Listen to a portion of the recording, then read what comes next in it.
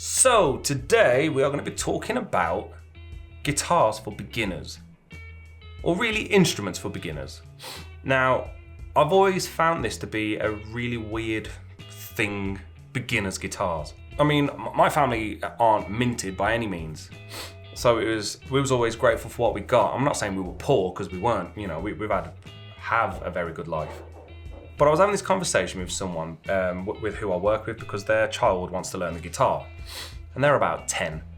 And they were asking what's a good guitar for him, like a beginner's guitar, sorry. And I said, well, it's whatever your budget is, really. You know, I mean, are you looking to spend 50 quid? Are you looking to spend 500 quid? What we're talking. And I think the misconception is, the cheaper the guitar, generally, the worse it is. So, for instance, my very first guitar was an Encore S-Type with a single humbucker. Wasn't fantastic by any means. But then I got my dad brought me the Yamaha Pacifica, I think it's the 112. Does that mean single humbucker, like double? I think we just made a freaking discovery there. But that was my second guitar, and that replaced my first one, which I didn't really have for very long. So my Yamaha became my primary guitar. And that thing has literally never left my side. I've gigged with it, I've done loads of work on it. I'll put some pictures of it, maybe some videos or something. But I would class that as my first guitar. Now, when I used to do guitar lessons when I was younger, about 13, 14, there was a kid a little bit older than me, about 16. His dad, he never had a guitar, so his dad literally just pulled off a Strat on the shelf. Like, yeah, just buy that.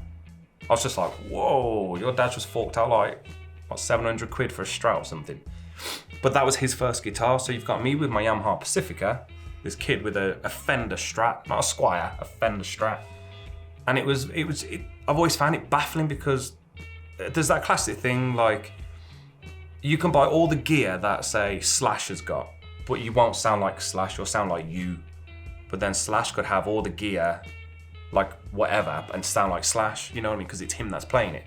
Obviously, gear is important, I'm not saying it's not. But I think there's a weird misconception about what is a beginner's guitar. Now, I've had quite a few guitars range from different prices, like the Yamaha, down to my Hooker Custom, which you can't see that I'm pointing to, I'll put a picture of it up. That was a custom-made guitar by Hooker Customs in London. You know, that was, just shy of 400 quid, and it's probably one of the most beautiful guitars I've ever played. My bass is actually, I used to have a PV Millennium BP, XP, XB, I don't know what it was. That was a wonderful bass, passive and wonderful. Then I got the East Coast, which I still need to do a video on, and that was an active EQ bass, and that is fucking brilliant. Then I've got my Harley Benton Stingray copy thing, and that is wonderful. So I think a beginner's guitar, it's very subjective. I think it does obviously come down to price, and it's what you can afford. But I mean, look at Kurt Cobain. Like, he preferred cheap guitars because obviously he just annihilated them after. But yeah, I just thought I'd see what you guys think, really. What do you think is a beginner's guitar? Is there such a thing as a beginner's guitar? Because I don't think there is. Because it's whatever you get your hands on is whatever you're going to use, in my opinion.